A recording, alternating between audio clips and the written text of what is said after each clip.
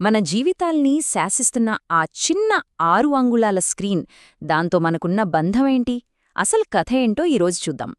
ఒక్కసారి ఆలోచించండి, మన రోజు అసలు ఎప్పుడు మొదలవుతుంది? పాతకాలంలోలాగా అలారం మోగితేనా, లేదంటే ఇంకేదైనా ఉందా? చాలామందికి ఇప్పుడు ఫోన్ స్క్రీన్ వెలిగినప్పుడే రోజు మొదలవుతుంది. మన కథలో అసలైన చిక్కుముడి ఇక్కడే పడుతోంది. సో మొదటి సెక్షన్లోకి వెళదాం. ఇక్కడ మనమొక ముఖ్యమైన ప్రశ్న వేసుకోబోతున్నాం. ప్రపంచం మన చేతిలో ఉంది అంటున్నారు కదా, మరి ఆ ప్రపంచంలో కంట్రోల్ నిజంగా ఎవరిది? ఈ మొత్తం విశ్లేషణకు ఇదే గుండెకాయలాంటి ప్రశ్న. ఫోన్ మన చేతిలో ఉందా, లేదా మనం ఫోన్ చేతిలోకి వెళ్ళిపోయామా? ఒక్కసారి మనల్ని మనం ప్రశ్నించుకునేలా చేస్తుంది కదా ఈ మాట. సరే, ఇప్పుడు అసలు పాయింట్కి వద్దాం. మనం వాడుతున్న ఫోన్, అది కేవలం ఒక వస్తువు అనుకుంటున్నారా? కానే కాదు. అదొక పవర్ఫుల్ సైకలాజికల్ మెషిన్. అదెలాగో ఇప్పుడు చూద్దాం. అంటే మన ఫోన్తో మనం ఒక రకమైన డీల్ చేసుకుంటున్నామన్నమాట. అది మనకు ఇన్ఫర్మేషన్, ఎంటర్టైన్మెంట్, పని, రిలేషన్స్ అన్నీ ఇస్తుంది. అయితే దానికి బదులుగా మనం ఏం కోల్పోతున్నాం? ఏకాగ్రత, సహనం, ప్రైవసీ, చివరికి మన గుర్తింపును కూడానా? చిన్న థాట్ ఎక్స్పెరిమెంట్ చేద్దాం. ఫోన్ లేకుండా కేవలం మన ఆలోచనలతో మనం ఒంటరిగా ఒక్క 24 గంటలు గడపగలమా? ఊహించుకుంటేనే కష్టంగా ఉంది కదా. దీన్ని బట్టే అర్థం చేసుకోవచ్చు మనం వాటిపై ఎంతగా ఆధారపడ్డామో. సో ఇక్కడ మనం అర్థం చేసుకోవాల్సిన కీలకమైన విషయమేంటంటే, ఫోన్ ఇప్పుడు కేవలం ఒక పరికరం కాదు, అది ఒక డోపమైన్ మెషీన్. అంటే మన బ్రెయిన్కి చిన్న చిన్న రివార్డ్స్ ఇస్తూనే ఉంటుందన్నమాట. అందుకే దాన్నుంచి బయటపడటం మనకు అంత కష్టంగా ఉంటుంది. అయితే ఇది మన బ్రెయిన్ని ఎలా కండిషన్ చేస్తుంది, ఆ సైకలాజికల్ ప్రాసెస్ ఏంటో ఇప్పుడు స్టెప్ బై స్టెప్ చూద్దాం. ఇదొక అడిక్టివ్ లూప్ అన్నమాట. ఎలాగంటే, ముందు ఒక నోటిఫికేషన్ వస్తుంది, అదొక చిన్న రివార్డ్. తర్వాత మనం స్క్రోల్ చేస్తాం, ఏదో కొత్తది దొరుకుతుంది అనే ఆశతో. ఆ తర్వాత ఒక లైక్ వస్తుంది, అది మనకు దొరికే ఒక చిన్న గుర్తింపు. అంతే, ఈ చక్రం మనల్ని మళ్లీ మళ్లీ ఫోన్ వైపు లాగేస్తుంది. ఈ కంటిన్యూస్ ట్రైనింగ్ వల్ల ఏమవుతోందంటే, వెంటనే వచ్చే చిన్న చిన్న ఆనందాలు మనకు అలవాటైపోతున్నాయి. దానివల్ల లోతుగా ఆలోచించడం తగ్గిపోతోంది.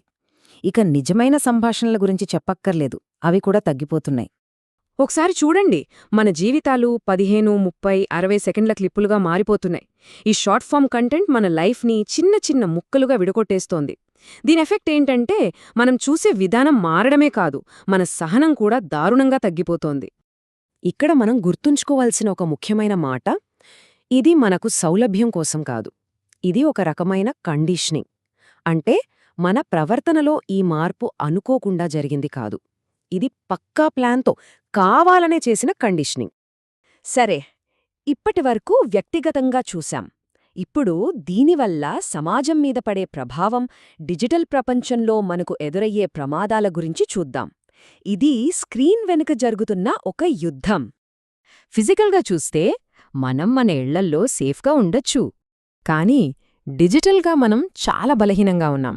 నిరంతరం ఆన్లైన్లో ఉండటం వల్ల మనల్ని మనమే ఒక కొత్త రకం ప్రమాదంలోకి నెట్టుకుంటున్నాం. ఇదే కొత్త యుద్ధభూమి. ఇక్కడ మన ఐడెంటిటీని హైజాక్ చేయొచ్చు, మన ప్రొఫైల్ని ఫేక్ చేయొచ్చు, మన పరువు, ప్రతిష్టలను ఇట్టే మార్చేయచ్చు.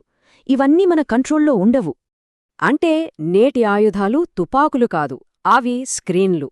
యుద్ధమెప్పుడూ భౌతికంగా కాదు, మానసికంగా జరుగుతోంది. సరే, ఇదంతా చూశాక మళ్ళీ మొదటికే వద్దాం. అసలు కంట్రోల్ మన చేతిలో ఉందా? ఒక్కరోజు మిమ్మల్ని మీరే గమనించుకోండి. ఫోన్ని ఎన్నిసార్లు చెక్ చేస్తున్నారు? ఏ నోటిఫికేషన్ రాకపోయినా ఊరికే స్క్రీన్ అన్లాక్ చేస్తున్నారా? కాసేపు సైలెంట్గా ఉంటే చిరాకుగా, అసౌకర్యంగా అనిపిస్తోందా? ఇవన్నీ మన డిపెండెన్సీకి చిన్న చిన్న సంకేతాలు. మనలో చాలామంది అనుకునేదేంటంటే, ఇదేం వ్యసనం కాదులే అని. కాని నిజానికేం జరుగుతోందంటే, మన ఆధారపడటం మెల్లమెల్లగా పెరిగిపోతోంది. మన స్వేచ్ఛ రాజీపడుతోంది. అంటే సమస్య టెక్నాలజీలో లేదు. సమస్య ఎక్కడుందంటే, మన చేతిలో ఉన్న పరికరం మన మైండ్ని రూల్ చేయడం మొదలుపెట్టినప్పుడు. అప్పుడే అసలు సమస్య మొదలవుతుంది. చివరగా ఒక ప్రశ్న. ఒక్కసారి ఆలోచించండి. ఒకవేళ ఒకరోజు మీ ఫోనే మీకు వ్యతిరేకంగా మారితే, మీ గుర్తింపు, మీ పరువు, మీ బంధాలు అన్నీ ఆ ఒక్క స్క్రీన్లో బందీ అయిపోతే, అప్పుడు పరిస్థితేంటి?